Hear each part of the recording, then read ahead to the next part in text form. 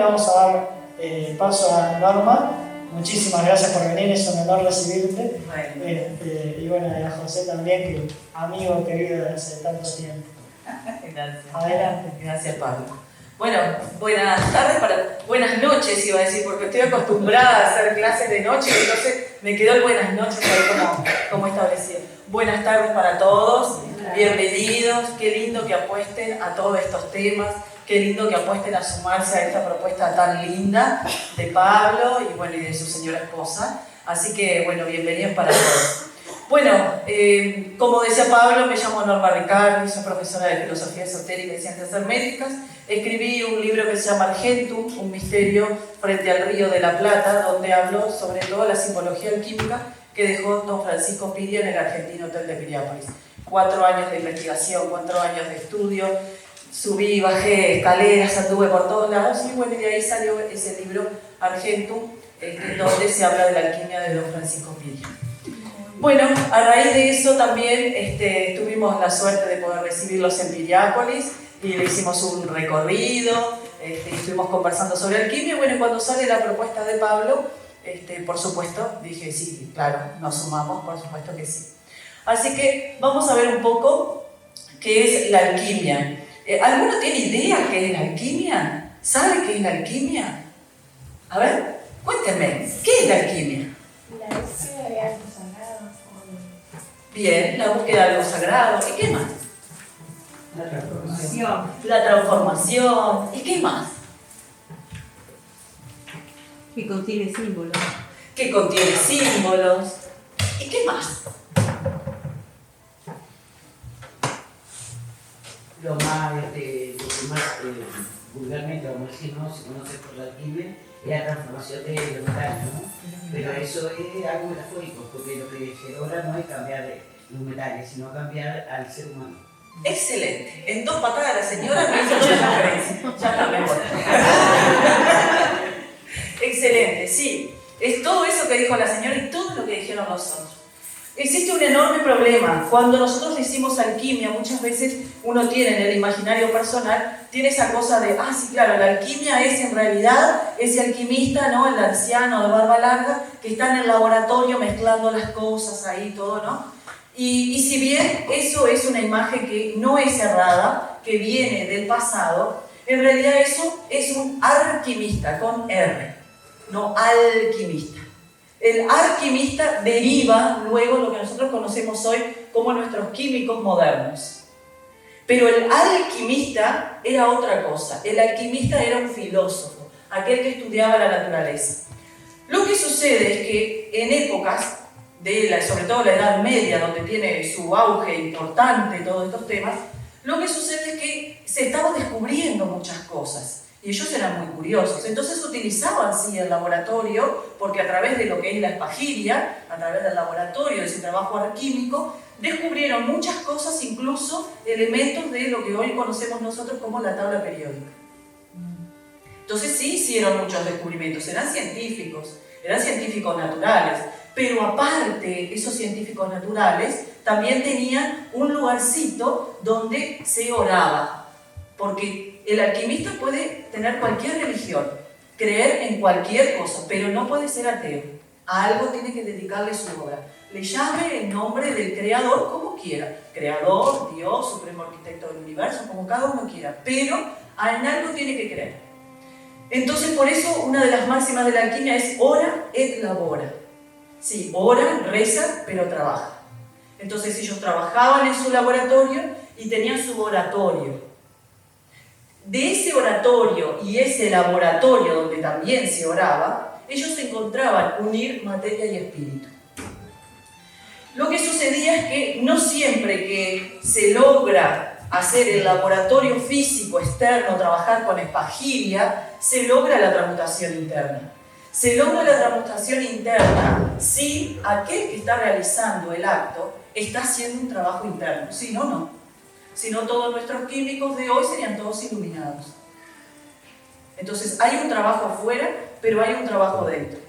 Hasta que el alquimista empieza cada vez más a desapegarse de los crisoles, de las retortas, de los fuegos de la materia y meterse dentro de su propio horno. y aprender como filósofo que es a trabajar con la naturaleza. Por eso esta palabra alquimista es muy moderna. Es una palabra moderna que se empieza a trabajar sobre todo en la Edad Media porque ellos se conocían como filósofos naturales. El alquimista es un filósofo como decía la señora, que estudia el símbolo, es un filósofo que estudia la naturaleza, es un filósofo que estudia la transmutación de metales. Pero también sucede algo. La alquimia es una palabra que tiene como muy buena prensa, sobre todo en estas épocas.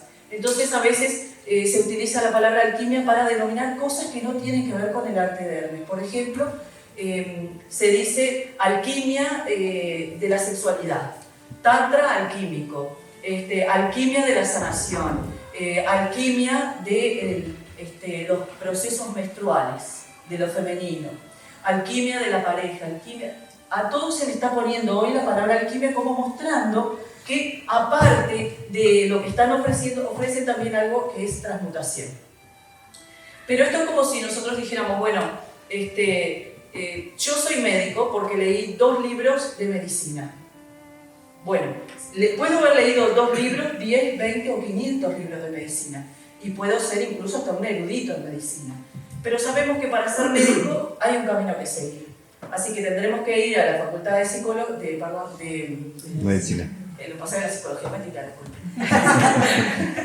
¿Viste? Hay inconsciente, ¿no? Entonces tendremos que ir a la facultad de medicina y en la facultad de medicina ahí, bueno, tendremos que hacer toda nuestra carrera, etcétera, etcétera. Y ahí entonces podemos decir, bueno, sí, yo soy médico. Y con esto sucede lo mismo. El alquimista tiene un caminito a recorrer, como tiene también, hoy recién hablaba él del enneagrama. Para estudiar el enneagrama yo puedo agarrar un librito y decir, bueno, leo el enneagrama. Y puedo saber más o menos. Pero hay un caminito para seguir, para poder verdaderamente atender con ese tipo de terapia y con todas las terapias que nosotros conocemos hoy en día. Bien, así que vamos a hablar de la ciencia de la transmutación. ¿Por qué ciencia? Porque en realidad, ¿se acuerdan que yo les decía que ellos se denominaban como filósofos naturales? Eran científicos naturales. El problema es que la palabra científico, ¿se escucha? Pues yo a veces lo saco, ¿sí? La palabra científico no es como nosotros consideramos hoy el científico. El científico era aquel que no solamente hacía su experiencia externa, sino que hacía su experiencia interna. Vivía su espiritualidad, porque la espiritualidad de antes era muy diferente al concepto que nosotros tenemos. Hoy es como muy separado de nuestra vida. Incluso a veces hasta lo mantenemos medio en secreto para que nosotros no nos digan, te estás quedando chapita, estás medio loco, ¿qué es eso que estás hablando? ¿No? Pero antes la espiritualidad era algo que iba de la mano, era común. La gente trataba las cosas de una manera diferente a cómo la espiritualidad se trata hoy. Entonces era una ciencia porque tenía un proceso científico, igual que el método científico que nosotros conocemos hoy, donde el filósofo natural observaba la naturaleza, creaba hipótesis, hacía experimentos con la naturaleza y de ahí sacaba determinadas leyes que la naturaleza decía, bueno, esto funciona de esta manera. Porque el alquimista, sobre todo en las catedrales góticas, el alquimista está representado siempre como algo. La gente cuando uno dice, bueno, ustedes capaz se imaginarán, bueno, está representado como un mago, está representado como alguien con un gorro, todo. Y si bien es cierto, también está representado así, en realidad el alquimista está representado como un mono. Un mono. ¿Por qué un mono? Porque el mono es el gran imitador. Y el alquimista es un imitador de los procesos naturales, de los procesos que hace la naturaleza. Nosotros imitamos la naturaleza, observamos a la naturaleza, cómo actúa en el verano, cómo actúa en la primavera, cómo actúa en el solsticio, cómo actúa en el equinoccio, cómo actúa en el amanecer, en el atardecer. Y en todos esos procesos nosotros estamos imitando dentro de nosotros lo que ocurre afuera. Y ahí, por analogía, surge, para decirlo de alguna manera, la magia. Trabajando por analogía. Y se dice que es la ciencia de las transmutaciones, no de las transformaciones. Porque transformar es una cosa y transmutar es otra cosa. Cuando yo hablo de transformación, cambio esa cosa por algo mejor.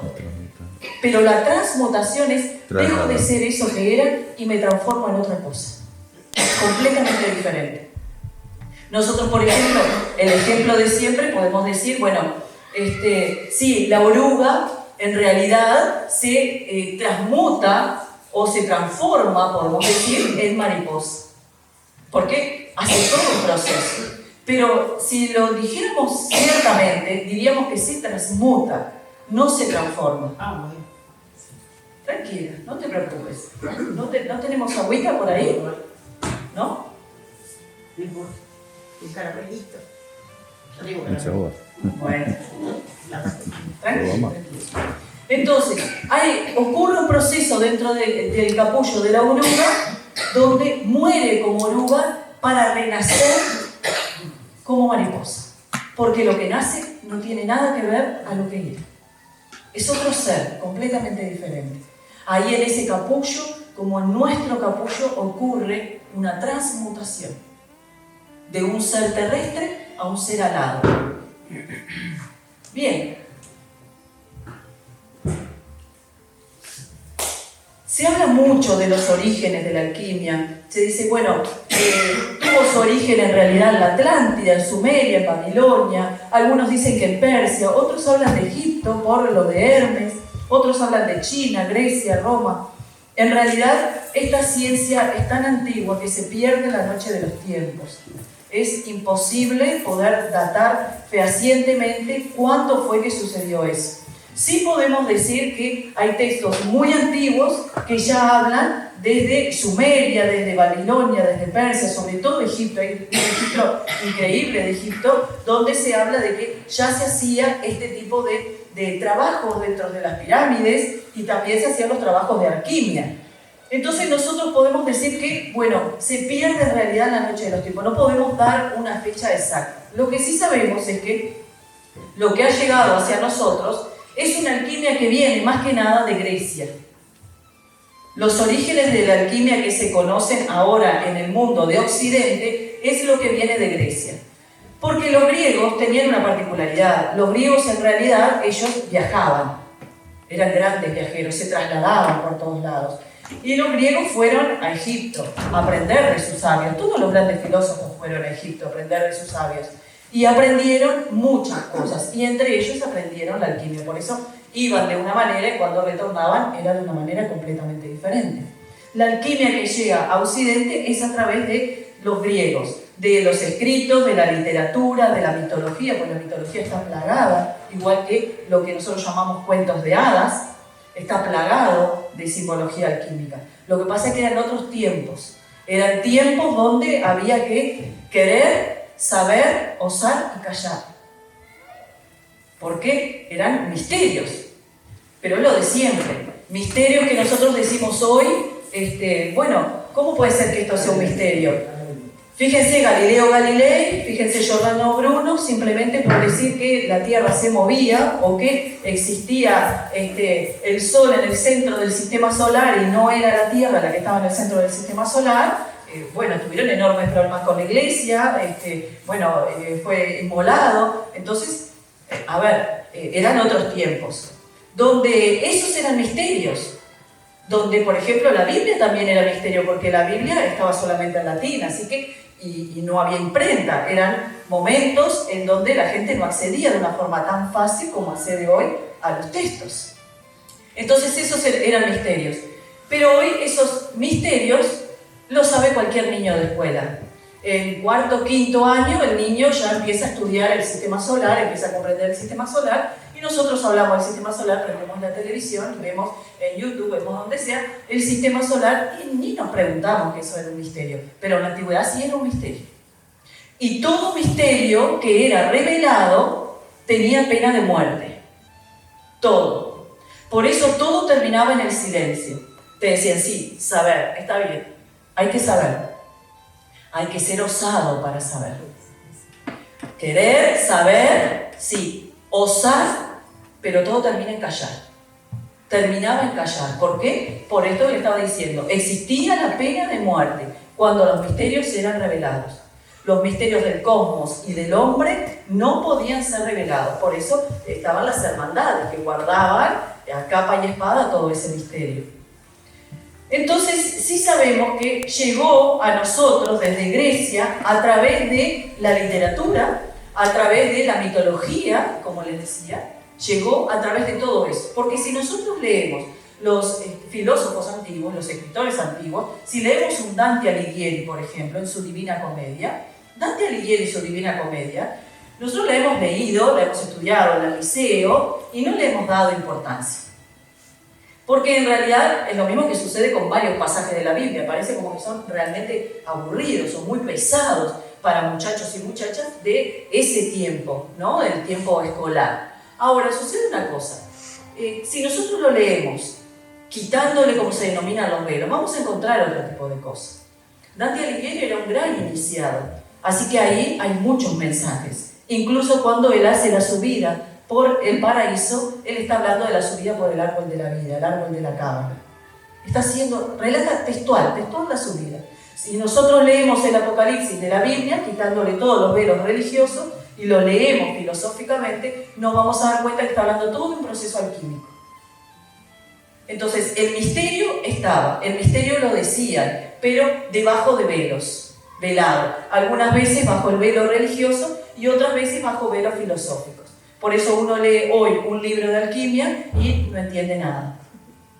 Porque la verdad no se podía transmitir así como la estamos transmitiendo ahora, como estamos hablando ahora. Tenía que ser todo de boca a oído y todo en silencio. Entonces cuando salía la literatura todo estaba velado.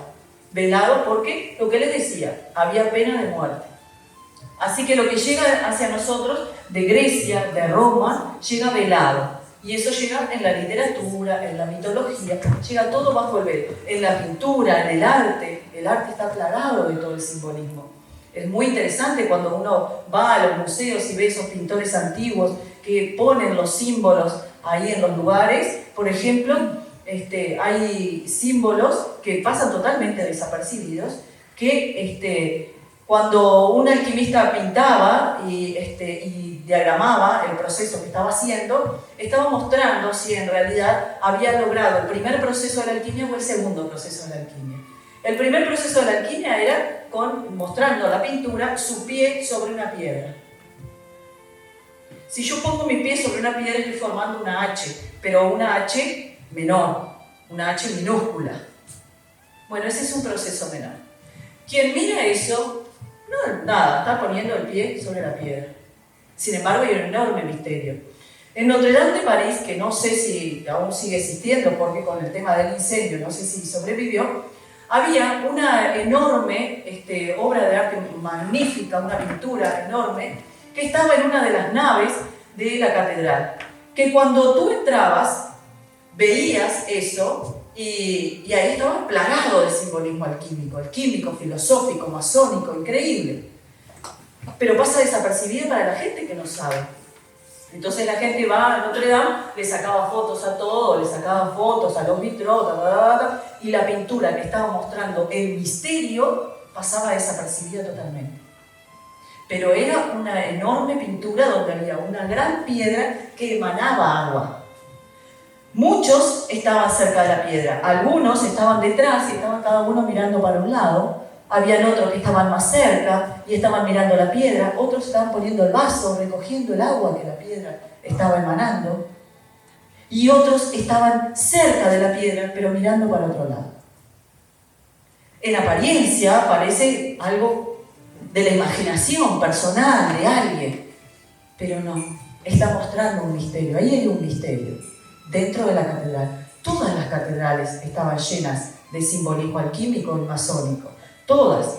La Catedral de Toledo, por ejemplo, es una catedral maravillosa que también está llena, la Catedral de Toledo en España, está llena de simbolismo. Lo que pasa es que los grandes maestros masones y los grandes maestros alquimistas, ¿qué hacían? Tenían que asegurarse que el conocimiento permaneciera. Y sabían que los sacerdotes iban a poner muchos recursos para tratar de conservar la catedral. Y los fieles también, tratar de conservar la catedral. Entonces ahí dejaron plasmados como libros de piedra todo el pasaje alquímico que un iniciado puede empezar a realizar. Y todavía está, no se equivocaron porque todavía está ahí. Entonces es muy interesante porque la iglesia persiguió como con la palabra de brujería, ¿no? persigue la alquimia, persigue las ciencias herméticas, las ciencias de Hermes, las persigue como algo de brujería. Y ellos les hicieron un guiño por el otro lado, entonces hicieron todo, las estatuas, los vitró, con determinado simbolismo, determinada cosa, que claro, para aquel que no sabe pasa desapercibido, pero para aquel que sabe no pasa desapercibido. Y ahí están, hasta el día de hoy. Bien. Bien, en Egipto todavía hay, porque en realidad hay lugares que el espacio y el tiempo, por más que estén destruidos, siguen manifestando su energía increíble. Existen y existieron 4 centros del saber antiguo. Esos 4 centros del saber antiguo se decía que uno era Heliópolis, donde estaba el culto a Ra, a Horus. Ahí también se hacía el culto a lo que los griegos denominaban Apolo o el Helio romano. Se estudiaba el misterio del espíritu encarnado en la materia. Vieron que yo les dije que todos los filósofos, lo que hacían los filósofos griegos, los filósofos romanos, lo que hacían siempre, hacían un peregrinaje hacia Egipto. Egipto fue una cuna muy importante del saber alquímico, del saber hermético. Fue una cuna muy importante. Y hacían su peregrinaje por esos templos, porque en cada templo se estudiaba algo, se perfeccionaba algo. En Hermópolis estaba el culto a Tot, que se conoce como el Hermes griego o el Mercurio romano. Se estudiaba el misterio de lo que hoy conocemos como las ciencias herméticas o ciencias naturales, ciencias que estudian a la naturaleza. En Menfis estaba el culto a Ptah, que es el Hefesto griego y el Vulcano romano, que es el mismo, solo que con diferentes nombres, porque lo que hicieron griegos y romanos establecieron en realidad un nuevo nombre para esa deidad, pero los poderes que tenía y las capacidades que tenía y los ritos que tenían eran muy parecidos. Ahí se estudiaba en Menfis el misterio del fuego de los filósofos y el misterio de las fuerzas de la tierra. En Tebas estaba el culto a Amon-Ra, que es en realidad el Zeus griego y el Júpiter romano. Se estudiaba el misterio de los cielos y de sus dioses. Hacían un peregrinaje a través de esos 4 templos, donde iban perfeccionando en cada templo una parte interna suya. ¿Cuándo terminaban ese peregrinaje? Peregrinaje que podía demorar 20 años. Como yo le cuento a la gente hoy, cuando hago las visitas guiadas por el Argentino Hotel, sobre todo en la parte de afuera, donde están todas las estatuas, en Piriápolis, y le hago la visita guiada contándole los misterios menores que dejó don Francisco Piri ahí, está impresionante todo ahí en las estatuas. Ese recorrido que hacemos por solamente esa parte de los jardines y nos lleva aproximadamente media hora, 45 minutos. Y siempre le digo lo mismo a la gente, lo que de repente es muy fácil contarlo, fácil entre comillas, porque uno tiene que tratar de hacerlo de una manera que se pueda entender, de contarlo, quizás pasar de un proceso a otro, a una persona le demoraba 15 años, le demora quizás 15 años. Entonces, esto es lo que sucedía con esos peregrinajes. A veces hacían ese peregrinaje a Egipto y iban al primer templo y experimentaban sus cosas y después se iban. Y después retornaban 2 o 3 años después. No es que hacían el peregrinaje por uno o por otro, algunos sí, pero normalmente demoraban más de 20 años. Y ahí traían muchísimo conocimiento que después ellos lo ponían en su literatura, lo ponían como filosofía y ahí salía el asno de oro, con Apuleyo y tantos otros que en realidad mostraban un simbolismo alquímico riquísimo. O como les decía recién, bajo el velo del cuento de hadas. Muy interesantes los cuentos de hadas. El problema es que han llegado hacia nosotros de una forma totalmente mutilada. Han llegado como algo meramente algo ilustrativo para el niño, cuando en realidad estaba mostrando todo el camino del héroe, todo un camino de perfeccionamiento personal. Fíjense Pinocho, ¿no? Pinocho empieza siendo un niño de madera. ¿Y qué quiere ser Pinocho? Un niño de verdad. Él quiere ser un niño de verdad. ¿Y qué es lo que pasa, por ejemplo, con el gato con botas, ¿no? El gato con botas también, ese muchacho, el menor de los 3 hermanos. ¿Qué sucede con él? Bueno, el padre le deja al más grande, le deja el molino, al del medio le deja tierras para trabajar y al más pequeño le deja un gato.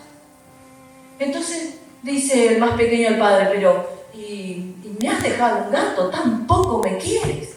A mi hermano le diste el molino con el que puede hacer el pan y dar de comer a su familia. Le diste tierras a mi otro hermano con el que puede trabajar la tierra y también darle de comer a la familia. Y a mí me dejas un simple gato. Y se va a llorar al granero, pensando que el padre no lo quería, porque le había dejado un gato viejo le había dejado. Cuando el niño está llorando desconsolado en el granero, escucha una voz que le dice: dame un par de botas y te haré rey. Dame un par de botas y te haré rey. Y es el gato el que hace todas las peripecias, y el muchacho, el simple campesino, termina convirtiéndose en rey porque se casa con la princesa del reino de Alba. Fíjense qué interesante, ¿no? Porque lo que recibe ese muchacho, lo que recibe, no es algo para simplemente trabajar la tierra o para comer. Recibe algo vivo. No solo vivo, mágico. Porque es un gato que habla. A ese muchacho que no tenían los otros. Bueno, en alquimia se llama que tenía la semillita del iniciable. Es un algo que existe dentro nuestro, como una semilla, que tiene la capacidad de despertar o no despertar. Y eso lo muestran en todos los cuentos de hadas. Normalmente es o el menor, o es el más tonto, el más bobo en apariencia, el que menos capacidades tiene, pero es el único que puede hacer el recorrido de todo el camino y al final convertirse en rey.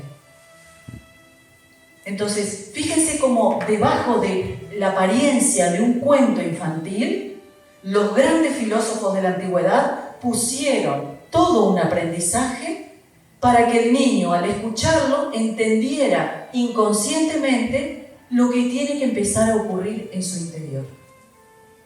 Ahí está, ¿no? Por eso es muy interesante los cuentos de Christian Andersen, de Jacques Perrault, todos esos cuentos que nosotros conocemos hoy, como La Cenicienta, Blancanieves, El gato con botas, son cuentos que en realidad no fueron de Jacques Perrault, en realidad él los recopiló, eran parte del folclore, de las leyendas de los pueblos, y él fue recopilando eso. Parte de la leyenda de los pueblos lo fue recopilando y ahí puso algo que se llamaba, en realidad una compilación de cuentos que se llamaba Los cuentos de la Madre Oca. Y ahí, en esa recopilación de cuentos, está la estrella, está el oro filosófico para el niño, que cuando el niño tenía la oportunidad de poder leer eso o de poder escuchar a sus mayores que le estaban leyendo eso, el niño a través de su imaginario personal iba haciendo un proceso, despertando esa sagrada semilla que estaba dentro. Bien.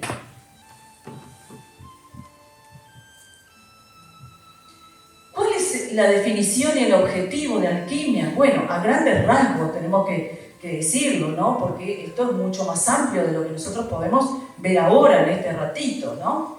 Bien, la definición a grandes rasgos es: la alquimia es una ciencia filosófica y una disciplina espiritual. ¿Está? Su objetivo es atraer y fijar el espíritu universal que vive en la naturaleza en una sustancia perfecta. Para que ello ocurra, los maestros aconsejan que el recipiente a utilizar debe ser capaz de actuar como un imán y poseer una pureza tal que provoque que lo divino sea atraído hacia la materia. Por eso la máxima de la alquimia es espiritualizar la materia y materializar el espíritu. Ni materia ni espíritu. Cada uno está en un polo de la realidad. El alquimista lo que busca es espiritualizar la materia y materializar el espíritu en el cuerpo. Unir los dos. Ni materia ni espíritu. La unión de los dos. ¿Qué significa toda esta definición que puede parecer compleja a primera vista? Bueno, vieron que estuvimos hablando que es una ciencia, porque se utiliza todo el proceso científico para lograr comprender la naturaleza, pero es una ciencia filosófica. Observen que ahí hay uno de los símbolos, uno de los procesos que le ocurre al alquimista, y eso es todo un proceso filosófico. Lo que pasa es que los grandes filósofos de la antigüedad, son filósofos naturales, les daban la importancia a un tema que nosotros no le damos mucha importancia, que son los sueños. Todas estas cosas, todos estos símbolos que nosotros vemos de la alquimia, la enorme mayoría de los símbolos venían a través de lo que es la inspiración. Y esa inspiración, la enorme mayoría de las veces, viene a través de los sueños. Nosotros vivimos 24 horas, no vivimos solamente las horas que estamos despiertos. En los sueños hay muchísima información. Información de cómo resolver los problemas, información de lo que verdaderamente les pasa, información de lo que les va a suceder después, al día siguiente, información de cualquier tipo de cosa que ustedes quieran saber. En los sueños. Porque la materia inconsciente que nosotros tenemos es riquísima y no le damos importancia. Pero siempre decimos lo mismo, nos despertamos y decimos, ¿tú un sueño tan loco? ¿No? Como si dentro de nosotros viviera un loco. Y en realidad sí. Lo que pasa es que el mundo inconsciente maneja una lógica ilógica. Por eso en los sueños van a aparecer cosas que ustedes en la vida diaria no las ven normalmente. Y entonces se despiertan y dicen, tuve un sueño tan loco, de repente hacía esto, de repente hacía el otro, de repente me vi conversando con aquello y de repente hacía esto y con personas que ni tengo idea quiénes son. ¡Ay, qué locura en mi cabeza! Y sin embargo, hay una coherencia increíble. Pero maneja una lógica ilógica. Totalmente ilógica. No es una lógica como nosotros. O sea, no está el escenario y la butaquita ahí y el piso ahí. No, de repente la butaca está acá arriba, de repente el piso está arriba. Maneja una lógica ilógica, pero en esa lógica ilógica hay mucha lógica. Entonces harían bien prestarle atención a sus sueños, despertarse y anotar lo que soñaron. Acostúmbrense a anotar, anoten, no importa si no entienden, anoten. Eso sí, no vayan a internet a buscar el significado de eso porque es una sarta de disparate lo que dice en internet. Nada tiene pie con nada. Porque nuestro inconsciente es un material simbólico, totalmente simbólico. Y ese inconsciente le habla a la persona, así que ustedes lo van a poder entender. Quizás no lo pueden entender en ese mismo momento, pero déjenlo ahí, escríbanlo y déjenlo ahí. Y cierren el cuaderno. Hagan sus cosas, vivan su vida y en algún momento vuelvan a abrirlo y leer sueños que tuvieron antes. Y se van a dar cuenta, con una visión completamente diferente, se van a dar cuenta que les estaban hablando de cosas que les estaban sucediendo en ese momento. La sabiduría está dentro de nosotros. Ahí está, dentro de ese material inconsciente. Por eso tenemos que prestarle atención a ese mundo. Por eso se habla de que es una ciencia filosófica. Fueron los primeros, en realidad fueron los primeros psicólogos. Ellos estudiaban la psique humana.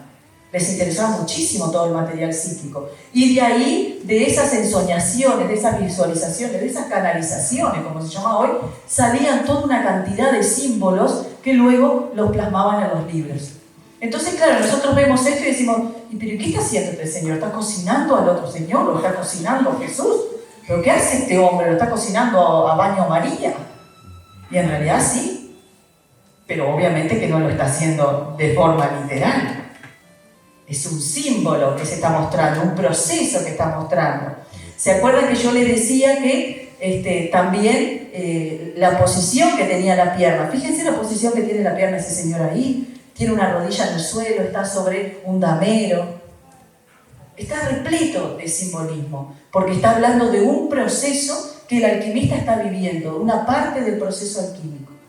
Entonces dice ahí que es también una disciplina espiritual, por supuesto, lleva un orden. Dice que su objetivo es atraer y fijar el espíritu universal que vive en la naturaleza en una sustancia perfecta. Y esta es una de las partes más importantes en las que me voy a detener porque ya queda poquito para terminar y quiero darles simplemente algo interesante para hacer en esta época. Esto que se llama espíritu universal que vive en la naturaleza, que está disperso en la naturaleza, sucede una cosa en esta época en primavera. Para no revelar el misterio, los voy a hacer que ustedes revelen el misterio. Yo les voy a dar pistas. ¿Está? Bueno, hagamos de cuenta que nos alquilamos una casita en el campo o vivimos en el campo y nos levantamos de mañana temprano. Y respiramos, mañana temprano, antes de que salga el sol, ¿no? Está todo en penumbra. Lo levantamos, ¡ah, qué rico olorcito! Ese olorcito, ¿no? A tierra mojada, eso qué lindo, todo el campo, qué precioso el campo, todo, ¿no? Bien. Y miramos y toda la naturaleza, todo el pasto, las hojas, todo, está todo cubierto de algo. Época de primavera. No llovió. ¿De qué estará cubierto? De rocío. De rocío. Flores. De rocío. ¿Saben que el rocío es uno de los elixires de la alquimia? Es maravilloso. Es maravilloso. ¿Saben que en la antigüedad, creo que tengo una foto ahí, a ver, pasa un poquito más, a ver si está ahí. Pasa otra, ¿no? Porque no nos va a dar el tiempo. Ahí. Esta es una de las fotos, de las imágenes del Mutus Liber. El Mutus Liber es el libro mudo de la alquimia. Mudo porque en realidad no tiene palabras, son solo símbolos. Y esta es una de las imágenes. Son todas imágenes que tienen solamente símbolo. Como verán, no tiene ningún tipo de letra. ¿Qué nos está mostrando acá? Hay algo que sucede, recordemos que esto viene del hemisferio norte, hay algo que sucede entre Tauro, miren que hay un toro, Tauro y Aries, un carnero. En el hemisferio norte, entre Aries y Tauro, es la primavera. Para nosotros en esa época es otoño, pero para ellos es la primavera. Recuerden, como les dije, que esto viene del hemisferio norte. Y nos muestra en realidad que hay algo que está sucediendo en ese momento. Cae algo que es recogido en estos recipientes por estos dos personajes. Hay algo que cae, que no es lluvia, tampoco es ni del sol ni de la luna, pero hay algo que cae del centro. Cae de las estrellas, se dice. Y es el rocío. El rocío es uno de los elixires de la alquimia porque el rocío es uno de los elixires que la naturaleza envía para regenerar a la naturaleza caída, para darle vida, nueva vida. ¿Qué hacía el alquimista? Esto. El alquimista de la antigüedad ponía o sus paños de lino, o acá ya es una etapa más avanzada, ponía sus platos y ahí recogía el rocío. ¿Qué hacía después? Lo tomaba. Lo tomaba. ¿Por qué? Porque el rocío tiene la capacidad de regenerarnos, tiene la capacidad de purgar a la materia, limpiarla y purificarla. Es increíble lo que sucede con el rocío. ¿Qué es lo que se hace hoy normalmente, alquimistas modernos? Bueno, utilizamos el viejo y querido nylon. Así que en épocas de primavera, cuando el cielo está despejado, hay luna llena, no hay viento, se pone el nylon en el pasto, lamentablemente en la ciudad no funciona porque hay mucha polución, se pone nylon en el pasto y antes de que salga el sol se levanta ese nylon. Con ese rocío que se capturó, se toma. Eso es un elixir. Si uno se acostumbra a tomar rocío todas las primaveras, en el invierno se los puedo asegurar que no se enferman. Tengo alumnas que se lo ponen en la cara, que lo ponen en sus cremas, que lo toman aparte, lo ponen en sus preparados. Uno podría creer que el rocío en realidad es transparente, como el agua, pero no lo es.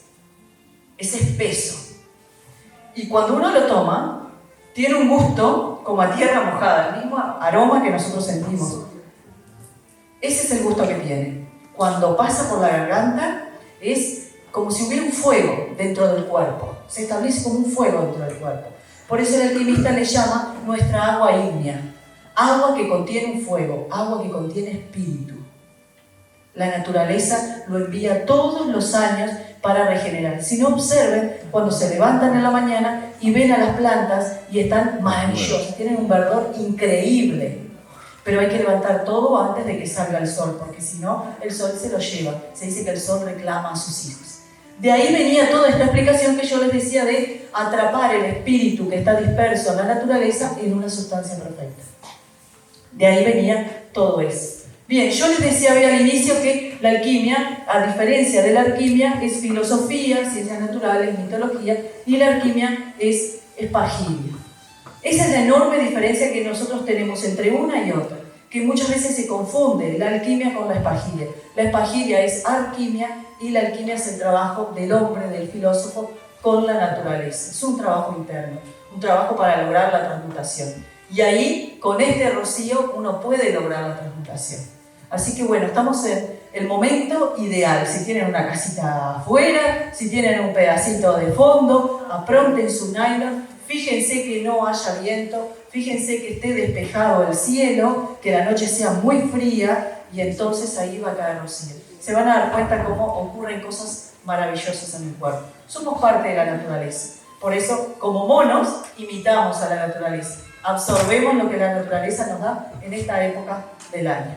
Bueno, muchas gracias por acompañarnos. Muchas gracias.